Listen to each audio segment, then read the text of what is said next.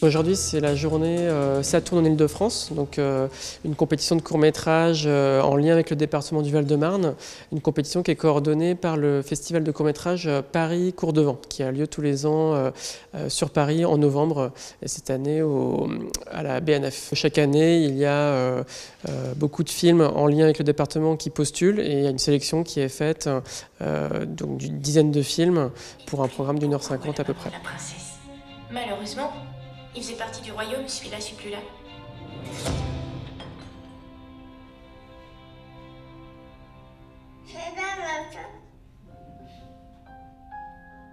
L'intérêt de la compétition, c'est de mettre en avant les jeunes réalisateurs d'Île-de-France, de partout en Île-de-France, pas que de Paris, et de vraiment faire un focus en lien avec le territoire.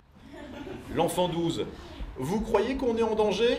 Marlowe, c'est pas des chiens dont il faut avoir peur, c'est de leur maître, les Rivière-Pont. Gabriel Lebrun dirige l'association La Fabrique, une association sur l'éducation à l'image qui anime un atelier spécialement pour cette journée aussi.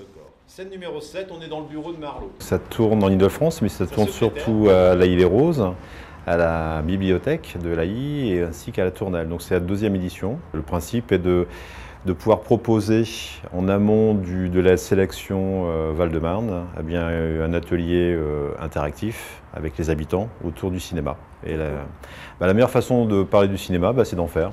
Sans trop sourire, mais quel malheur quand même, qui aurait cru. Mais quel malheur quand même. Encore une fois, sans sourire à la fin, à action. Mais vous croyez qu'on est en danger?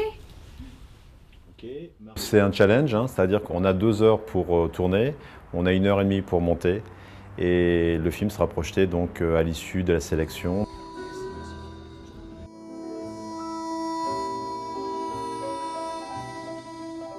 Bonjour, auriez-vous des BD s'il vous plaît?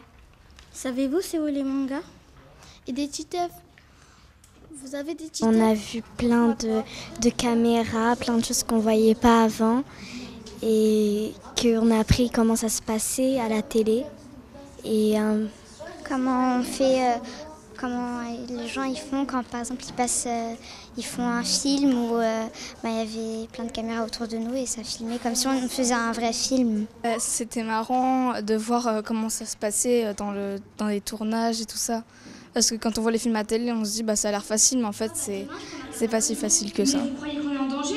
C'est pas des sciences, il faut avoir peur. À travers cette sélection du Val-de-Marne, moi qui fais partie du jury avec d'autres personnes, on se rend compte qu'il y a vraiment une qualité des réalisateurs val-de-marnais ou ayant tourné en Val-de-Marne. Et c'est vrai que la barre est de plus en plus haute. Donc on espère vraiment leur donner un coup de pouce, un coup de main, parce que c'est absolument pas évident aujourd'hui de percer dans ce domaine-là.